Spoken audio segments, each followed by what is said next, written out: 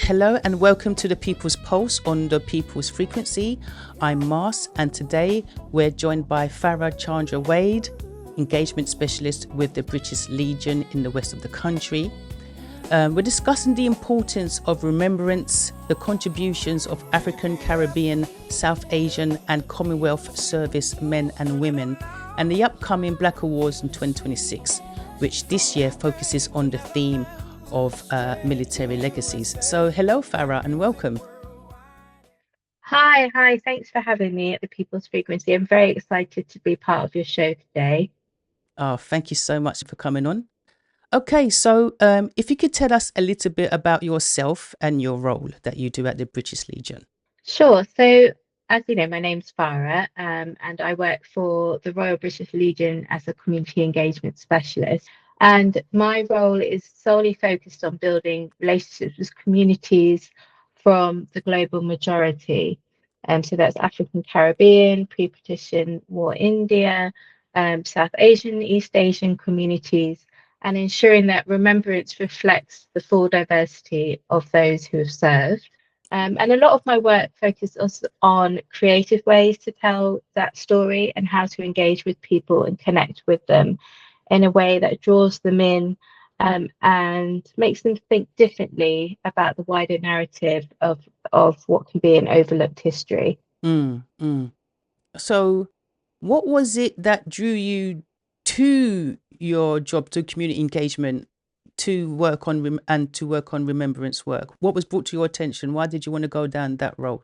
Well, the community engagement role was a very new role when I started, and there's 4 of us across the country. But what drew me to the Royal British Legion doing this work was it was a bit more groundbreaking in what they were trying to achieve. So we normally know what we learn at school with our, in history lessons. So what we see is that on TV and on the radio, it's very much focused on the narrower side of history. But I was always interested in bringing stories and people together that connect us and what that means. So community engagement gave me the opportunity to listen and learn and create spaces within the Royal British Legion for people to feel seen and heard. And remembrance just became a natural part of it, because so many communities have histories of service and sacrifice, and they deserve to be recognised in England. Definitely, for sure. Because when I saw the job title, I was like, what exactly is that role all about? And what do you enjoy most about your job? Is it engaging with the community and working with the people and bringing the awareness? I think it's the people that I enjoy the most. And I really enjoy working in communities. Every community that I work with are different. They all bring different experiences, perspectives, and stories. And I find it the most rewarding moments are when you meet people, you tell them about the role, and then they automatically, oh, the Royal British Legion are doing that sort of work. I didn't think they would be. And it sparks that sort of interest. And then it makes them think about their own history and their own connection to remembrance. And they tend to go away and talk to their grandparents or, mum and dad, and they discover histories that they might have not known about themselves, and they come back to me and say, oh, I found out this, my great grandfather, or he came from Jamaica, he came over in World War I in 1914, and they take it upon themselves to uncover their own histories. So I think that part of the job is very exciting, because it's actually changing the narrative, and you can see how much it is changing the narrative when people give you that feedback. Definitely, yeah, for sure. Because I did go back to speak to my grandmother about things. She was a child during the war, but in World War II, but we never really sat down to discuss what exactly she went through. So it's true to bring those stories to light and to talk more about it, because she didn't really talk about it much, and we didn't really know the role that the Caribbean actually played, because she's from St. Lucia, so she told us the stories about, ships would come to get food and to take it back. But I didn't know none of this happened in the West Indies during World War II. That was all new to me. So there's definitely a lot of stories to be told and to be heard. With that sort of generation, they were brought up in a way that you don't talk about things. You sort of just, it happens and then you just shut it down and you don't mention it. So those stories Mm, often mm. don't get passed on unless we sort of uncover them and talk to them about it and say, your stories have a place and they deserve to be heard. And they deserve to be heard in this wider British history and narrative. And it's really important, especially for younger people, to hear those stories because it gives them a sense of belonging and confidence that their ancestors fought for this country and also came back and helped build it up at post-war. Definitely. Yeah, you're right. When I was growing up as a kid in school, I didn't really know what the British Legion was. I used to get my poppy all the time, but I didn't really understand what their role was or what it was that they did. So could you explain a little bit about what the British Legion organization does? Absolutely. Yeah. So you're absolutely right. Most people know the poppy. We've got it every year through school. You see the collectors in all the supermarkets and train stations every year. Royal British is much more than the poppy. Through the poppy, we raise money and funds to support the serving personnel and veterans and families who, throughout their lives, have fought for our country. So it could be somebody who fought in Iraq a few years ago and they've come back and they need support with their welfare, physical or mental welfare, or they just need to be parts of a rehab where they go to the Battleback Centre, which is funded by the Royal British Legion to recover and get stronger and be a part around people who had the same experiences as them. So we support members of the armed forces, veterans, and their families as well. So it's not just the veterans and the armed forces who get the support from the Royal British Legion. It encompasses everybody that has sort of been in that service and sacrifice, from the wives to the children or the husbands. And they can reach out for financial assistance, to recovery services, and wellbeing support. So we try and help people by being there where they need it most. Yeah, because I don't think people really know exactly how much the organization actually does and how important it is today for all the servicemen and women that they're helping.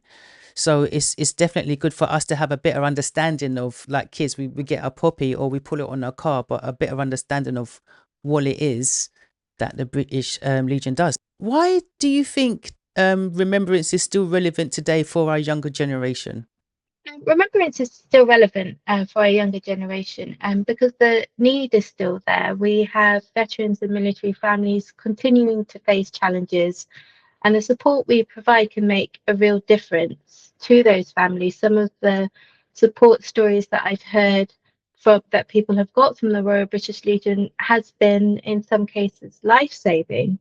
And a lot of veterans may not know that service is there, or they're unsure how to access it. But the Royal British Legion has a contact centre. You can call, you can make inquiries, and they can support in many different ways. I think one of the stories I heard was as simple as they didn't know how to access service like getting a washing machine, because when you come out of service, I suppose, or the military, it's quite a unique lifestyle. So when you come out, you might not know how to pay bills, say, you might not know how to buy a washing machine or what to do if it's broken down, or how to access hearing services if if your hearing's been affected.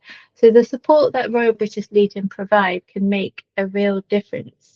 And at the same time, Remembrance helps us understand those sacrifices, and it helps us understand that those sacrifices have helped shape the society that we live in today, which is very important. Yeah. Um, to understand that those diverse communities also shaped the society that we live in today, and they should also be recognised in an inclusive remembrance. Yeah, I suppose when a lot of people do come out of the army or the navy or from the forces, whereas where you've been in it for a while, maybe if you've gone straight in as well, you might not know the skills or have the skills to live. Whereas things are usually done for you. You get your army doctor or your forces doctor or whatever. But when you leave, that's when, yeah, everything changes and you have to learn to live a Yeah, life a different way, I suppose. yeah, exactly. And I suppose I'm not from an armed forces background, but some of the stories I've heard is that it can be quite isolating when you come out of the service, and having someone even just to speak to or go to the Battle Act Centre, say, to meet like-minded people who are from similar situations makes a real difference. Yeah. So a big part of your work focuses on highlighting often overlooked contributions from the African, the Caribbean, South Asian, and Commonwealth communities. Why do you think that a lot of these historically receive less attention? It's hard to say, but I suppose they say history, isn't it? They say it's his story. So it depends on who is telling that story and when.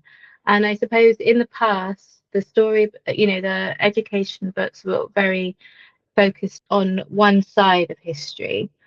But now, as we uncover more stories and we uncover why it's so important to tell those stories, they've often been hidden in plain sight for generations. Mm, But the contributions were always there, and the histories were always there. Like you mentioned, your grandmother earlier, she has that story, but perhaps she was never asked about it, or perhaps she never felt it was as important as mm, the stories that are often told. mm. Um, so perhaps in the past it was talked about a lot less, but thankfully I feel that's changing, and people are becoming increasingly interested in hearing the fuller story. Do you have any examples of that you can share of some contributions from the Commonwealth servicemen and women have had during times of conflict? Do you have any stories you can share with us? There are so many stories, heroic stories from all over the world that have come over to fight for the Commonwealth in Britain. And so many of those stories are quite harrowing. Their journey over, coming out, they were called, they Mm, came to war, they came to our country and they didn't have the right clothes because they were coming to a cold country. They were used to, their sort of summer clothes that they'd wear back in the warmer climates. They weren't used to the food, and they had to get used to quite a lot in a could have been not very friendly environment when they came over. So it's important to recognise all the heroes and that we don't know their names and the heroines. But one story that I like to share is of Lillian Bader. And at the start of the Second World War, she volunteered for the service, but she was dismissed when it was discovered her father wasn't born in Britain. So she was mixed race, but she didn't give up and she joined the Women's Auxiliary Air Force after the RAF began recruiting people of West Indian heritage. So they did have a colour bar at the time, and they raised that colour bar to recruit more people from the Commonwealth so that we had enough people to fight. So people came over once that colour bar had lifted and they joined the RAF, say like Lillian. And Lillian trained as an instrument repairer on one of the technical trades that she'd recently been open to women. So it wasn't open before. And she came over and she worked very hard and rose to the rank of corporal. So what I find inspiring about her is just her determination to serve despite the barriers that she faced, mm. and even being told she can't come over, and all the difficulties that she had being a woman. She carried that determination through to become a corporal, and she went on to study after she had served and earned a degree and became a teacher. But stories like hers remind us that Britain's military history is far more diverse than many people realise. Mm. And we're not changing the history, we're just telling more of it now. Yeah, we're just highlighting the stories that people may have missed. Yeah, exactly. Yeah. Okay, so I want to move on to the BLAC Awards partnership.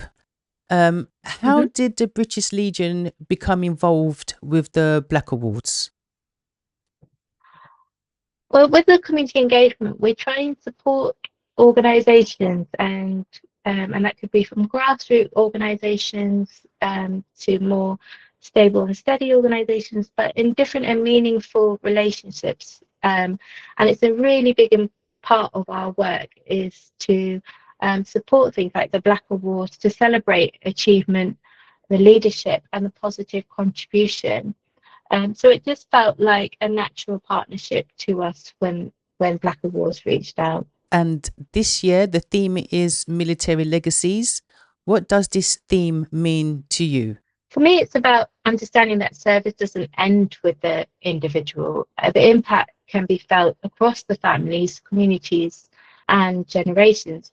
And those legacies continue to shape who we are today.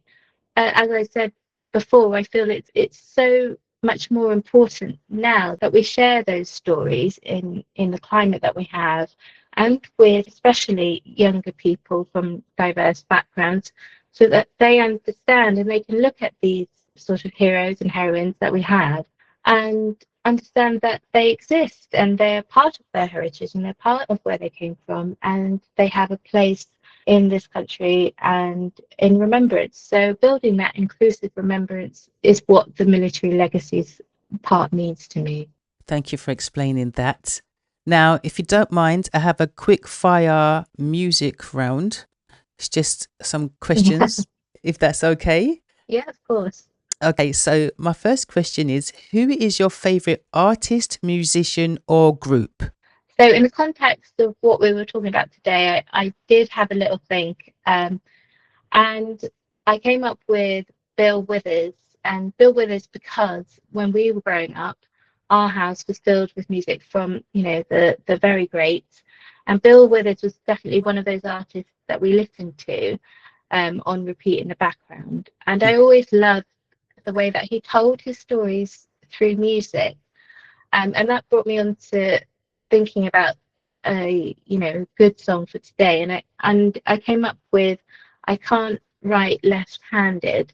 It's a really powerful song, and it really brings you on the journey because it focuses on the human experience of war rather than the conflict itself. Okay, I'm going to get that down for our playlist. Thank you for that. And if there is one message you would like our listeners to take away from today's conversation, what would it be? For the one message I'd like listeners to take away would be that remembrance belongs to all of us, and the Royal British Legion. We believe that the poppy is for everyone, and it is a way to remember those who've served and sacrificed for our country, and help those who are still coming back from conflicts that need further support. And that is modern Britain that we serve and we want to support. So the more we learn about one another's stories, it's the more we understand that not only our shared history, but we understand about each other, we understand about their journeys, what it was like, our own history, and how we can continue those legacies going forward. And Britain's history is richer and more diverse than we realise, and perhaps we're not told that enough, so we don't understand it enough. But the more we tell those stories, we're not changing the history, we're just telling more of it and telling more people about it. That's a good message to give to the people. It is an inclusive thing, I think people just, when they think of armed forces and stuff like that, they do think, oh, we didn't really play a part in it, or we weren't really in it, like you said, because our grandparents haven't really spoken about it or told us the stories. So yeah, I think that's a great message to pass on to the people. So how can the people learn more about the Royal British Legion and the Poppy Appeal? Where can they go? So I'd encourage people to visit the Royal British Legion's website and learn about the support available to veterans and their families, and how the Poppy Appeal continues to make a difference to the armed forces community. If you know someone who's served and they may be struggling, really try and direct them to our website. But also there's lots of volunteering opportunities if you'd like to be involved in any of the poppy peels and all the races. There's lots of ways to get involved in raising money and supporting sort of the work that Royal British Legion do. And also, if there's any stories that you may have that comes up from this, the community engagement team in Royal British Legion are more than keen and happy to hear about those stories, because the more that we know, the more that we can share, and the more we can be involved with communities and continue the great work that we're doing. Yeah, thank you for that. So what I'll also do is I'll put a link in our description and on our website as well, so they will be able to find you. Okay. All right. Well, Farrah, thank you so much for joining us today and for sharing your story and the incredible work that you're doing. We really do appreciate your time, and we wish you all the success with everything going forward. Thank you. Thank you for having me. All right. Thank you so much, Farrah. Much appreciated. And thank you to everyone who has been listening to The People's Pulse. Until next time, remember, real people, real stories, real impact. I'm Mars B, and this is The People's Pulse on The People's Frequency.